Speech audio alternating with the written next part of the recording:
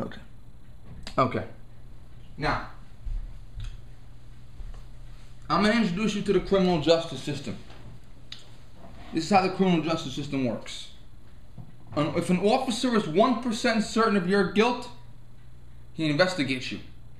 If an officer is 51% certain of your guilt, he arrests you.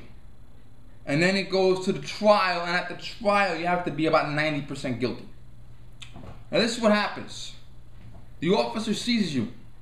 He brings you to a detention center. Could be county jail, could be city jail, but it is some area where you are detained.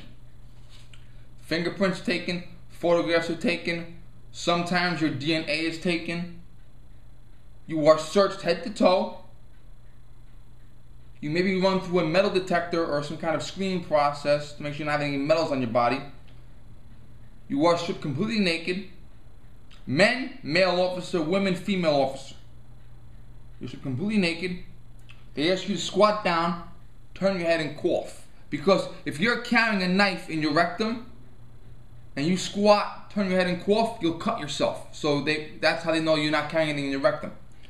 They give you a pair of jail clothes, which are orange jumpsuits sometimes. From there, they tell you have a right to make a phone call. My advice is to call your lawyer. Don't call one of those 900 numbers.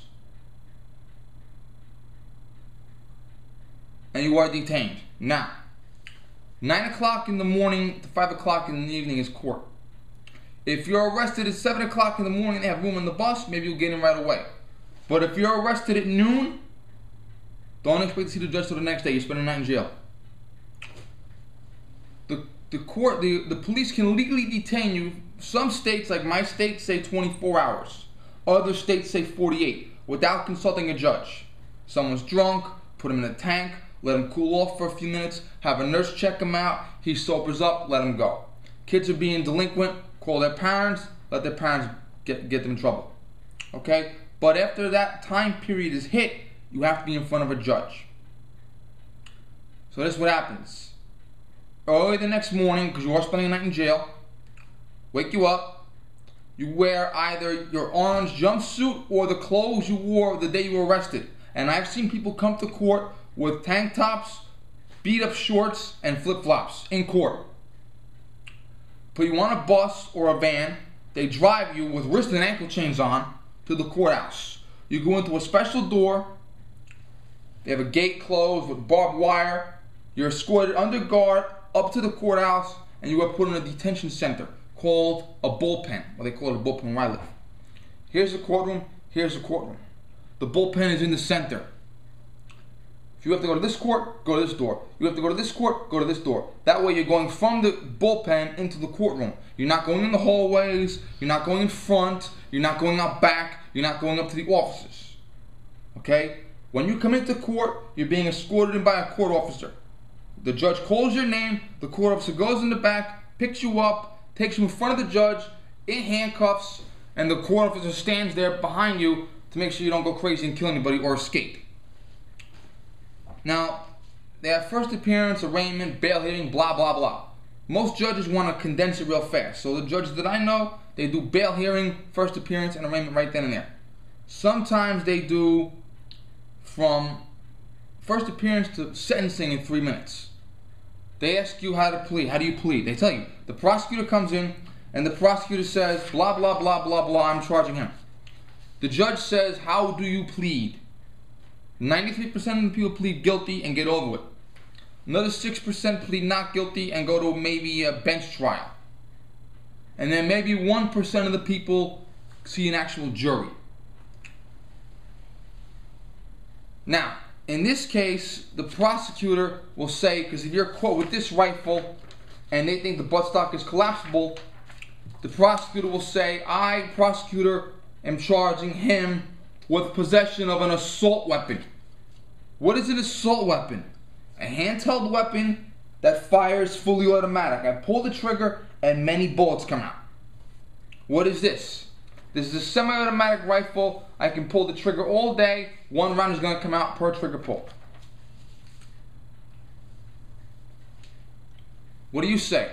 Your Honor, it's not an assault weapon. It's a compliant rifle. This is called a compliant rifle. I plead not guilty. I did not commit a crime at all. Now, you get to court at 9 o'clock, right? Court ends at 5 o'clock. Here's what happens. You sit in that bullpen area all day. You sit there from 9 o'clock to 5 o'clock, and then you go back to jail at night. The only way out of that is if the judge himself orders you to be released. So if you come in at 9 o'clock and you say, Your Honor, I'm not guilty, I want the rifle examined. Where is the rifle? Is the rifle in an evidence locker? Is the rifle at the courthouse? Is the rifle in a forensics lab? You gotta get the rifle, bring it into the court. Okay, if you get there at 9 o'clock and you're the first case up and the judge is cool like me, he knows the law, and the rifle is right there, you'll be out in 10 minutes. No problem. Now, what if you're the last guy to be called in at 4:55 p.m.? You plead not guilty. You say you want the rifle examined. The rifle is at the forensics lab 20 minutes away. A gun expert has to be found and brought in. Now you gotta go back to jail and come back the next morning and do it all over again. Okay. This is the system, ladies and gentlemen. Now, the gun expert has to come in. The gun expert comes in unless the judge can do it or one of the court officers can do it. I could do this if I had to. And he examines the rifle.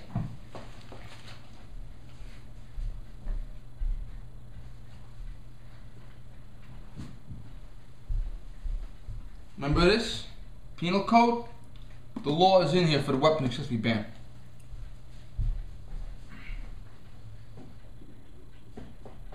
Okay.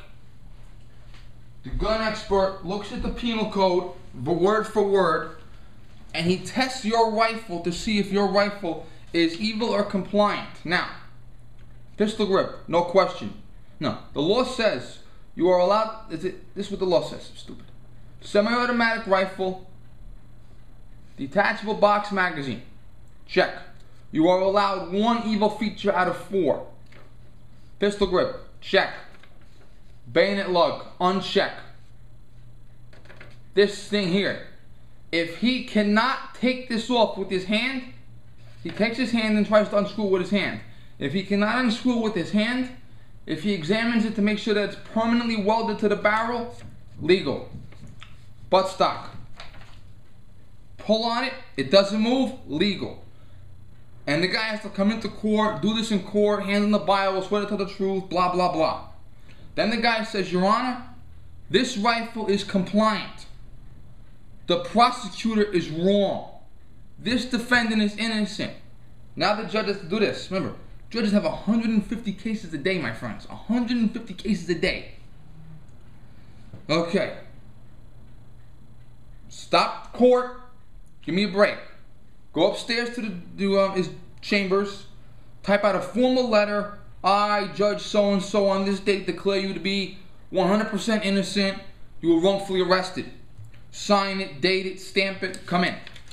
Here's a proclamation. He gives it to the defendant. Defendant is released, by the way. That proclamation says you were wrongfully arrested. You want to go vote? You want to go buy a gun? You want to go to law school? You want to go for a job interview? Yes, I was arrested, but here is a proclamation saying I'm innocent. Okay, so now, all that bullshit, isn't that bullshit? Now, there was an individual in California, we are shocked. He had to do that twice. He had to do everything I've described to you in the past, 10 minutes now? He had to do all that once in 2010, once in 2011. He was a Marine Corps veteran who served in Iraq. And that's how we repay our Marine Corps veterans who serve in Iraq. We arrest them for having a rifle that we think is evil. Now, after this happened, what did he do? He hired the Second Amendment Foundation. You know who the Second Amendment Foundation is. They represented the people in Heller and McDonald. They have about 12 lawsuits at any given time on the books. They're suing Emperor Bloomberg for licensing fees. And they got a lawyer and they are suing. They're suing California in federal court. Now, if a state judge says the law is wrong, the state throws the law out. If a federal judge says the law is wrong, federal judge throws it out in the entire country. Let me check my time again.